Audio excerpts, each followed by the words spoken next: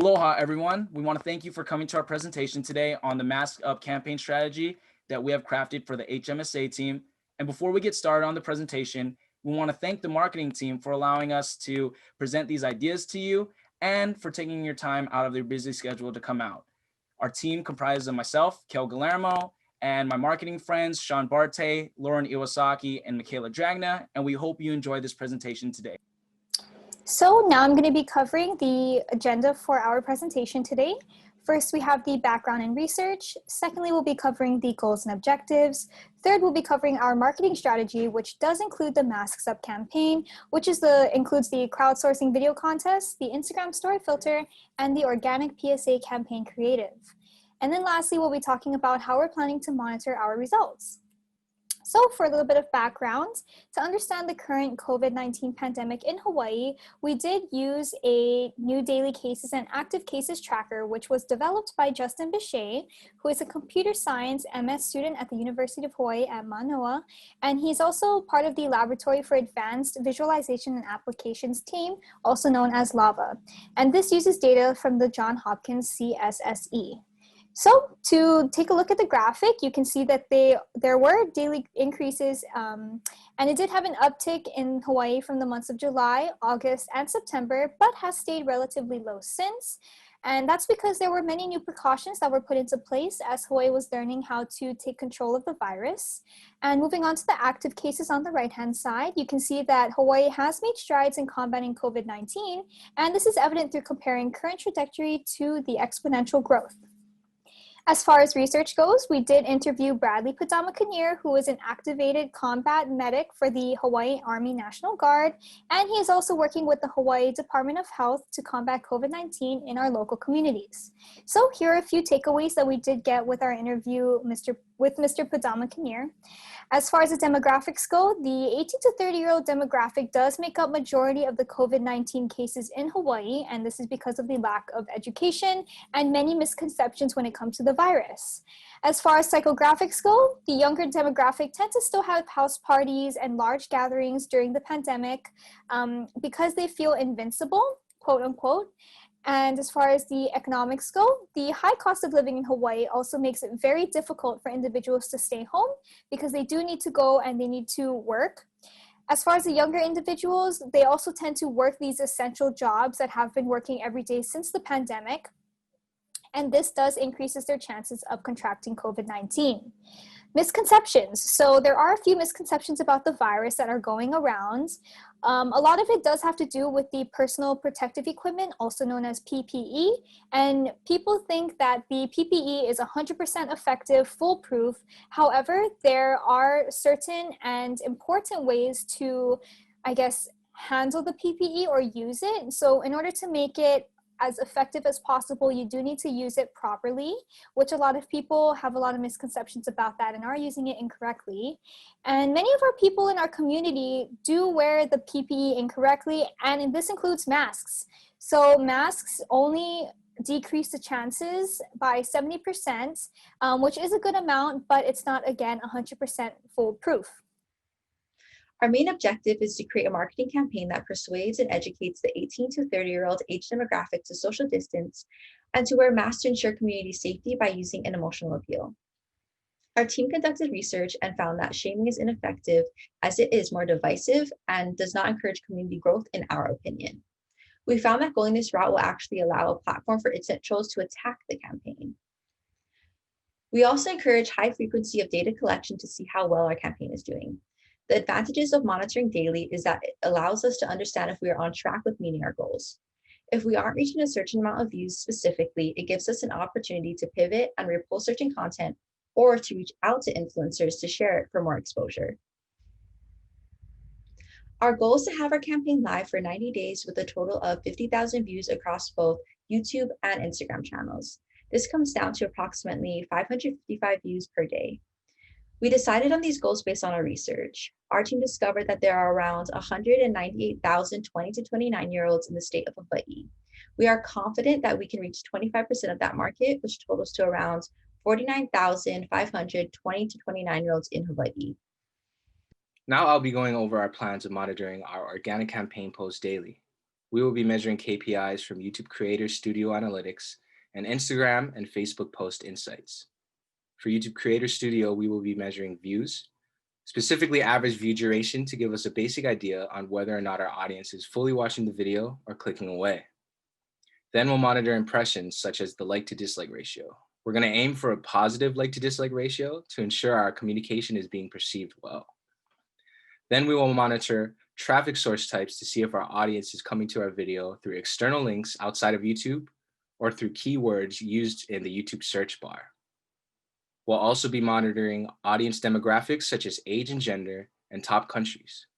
We need to make sure 18 to 30-year-olds in Hawaii are watching our videos. If the video has a lot of views, but majority of the viewers live in France, then we missed the mark. When it comes to Instagram and Facebook post insights, they are similarly built and use the same measurements. We will be monitoring comments to understand that the communication piece is perceived well, and also be monitoring shares. Shares can include users sharing with other accounts through direct messages or posting on their story. This allows us to understand that our piece is creating awareness. Then we will be monitoring bookmarks. Bookmarks show us whether or not our video was memorable to the user as they use this tool to come back to the post. All this is relatively same for Facebook post insights, but Facebook post insights also measures clicks. It shows if the watcher clicks on links that are in the post and the percentage of views that are 3-second views.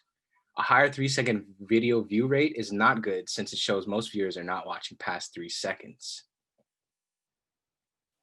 Next, before Kale goes more in depth about our marketing strategy, I'm going to give a quick overview about the 3 main parts to our Masks Up Hawaii campaign. First, we're going to be promoting a local video contest for awareness through a crowdsourcing competition. Next, we will be uploading an Instagram filter to increase awareness through engagement in our communities. Finally, we will organically post the Academy for Creative Media content on Instagram and YouTube digital channels. Now we're going to be discussing the first activity that's going to be included in our entire marketing campaign, which is a video contest. This video contest is a crowdsourcing local competition. And to start the entire process, we will advertise the competition to all local public and private high schools with art and digital media programs, and all universities and community colleges with film production, video production, communications, public relations, and marketing programs in the state of Hawaii to allow these students a chance to submit for the competition. We'll also establish guidelines such as video formats allowed to be submitted, no use of copyright material, no offensive messages, so we can screen videos for approval. We will also upload all the finalists on the HMSA Instagram through IGTV, so finalists, when they share their submission, it plays on their story in real time, and it allows their followers to vote for them. Then finally, the grand prize winner will be awarded gift baskets with products and gift cards from local businesses, which allows HMSA to tackle the current consumer preference of supporting local small businesses during the pandemic. So although it is important to understand the health risks of COVID-19, it's also important to address the economics because there's a lot of economic disparity during the pandemic. A lot of small businesses are closing. I currently work for one, and we're closing our retail operations. So I've seen the effects of the pandemic in our local communities as entrepreneurs. So doing this allows HMSA to also tackle that issue, which is really cool. And the benefits of this video contest, there's 4 main ones. The first one is the word of mouth, and it sparks conversations with finalists who will ask their followers to share their submission.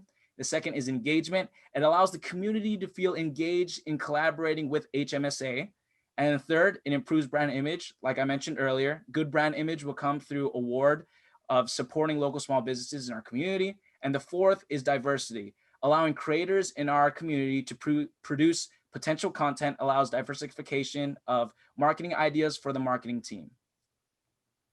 So next, we're going to talk about our second activity, which is the IG story filter.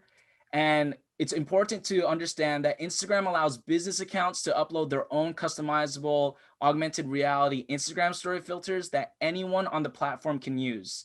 And the benefits of using this augmented reality Instagram story filter is that it sparks viral word of mouth conversations amongst our 18 to 30-year-old demographic that we're targeting in our campaign. And it's free marketing for HMSA too, because it does not cost anything to upload it onto Instagram. And it's positive brand imaging for HMSA because Instagram filters are fun. Everyone in this age demographic would agree. And it also spreads COVID-19 awareness through our local communities easily, since these filters have the opportunity to go viral in our local communities. Now let's discuss the third marketing activity in our entire campaign, which is the creative that we're going to be using to post for our organic advertisement on YouTube, Instagram, and Facebook. So this video was produced by the Academy for Creative Media, which is a video department here at the University of Hawaii at Manoa. And this submission was produced and directed by Ethan Michael Gouge and his colleagues. So we're going to watch this video at this time together. And after the video, my friend Sean is going to explain the strengths and weaknesses and why we specifically chose this piece for our organic post marketing activity. So enjoy. You know, it's about the principle. It isn't about being flashy or trying to prove something. At the end of the day, it's about saving lives. I'm Ronald Sturb, and I'm saving lives. I'm saving lives. I'm saving lives. I'm saving lives. We're all in this together. We just wanted to note that this campaign was a partnership we did with the Academy for Creative Media here at UH. We provided them with the campaign idea of Masks Up, in which their production teams then conducted their own pre-production creative processes. Our group chose the video that made the most sense from a storytelling standpoint and was the best from what was provided to us. Here are the strengths and weaknesses of the piece we just watched. The strengths are that the video length is short, it has a clear story and mission, and the issues with this piece can be fixed in post-production. It was also well produced for the most part with good audio. The weaknesses though are that the video patterns are sloppy, some cuts need to be made earlier, the text is not engaging for the audience, the dimensions are not ideal for an Instagram channel, and the video idea is relatively unoriginal. We want to wrap up this presentation today by saying thank you to everyone who came out to this presentation today. We want to say a special thank you to the HMSA marketing team for allowing us to pitch these ideas to you. We hope you enjoyed the presentation and have a good day.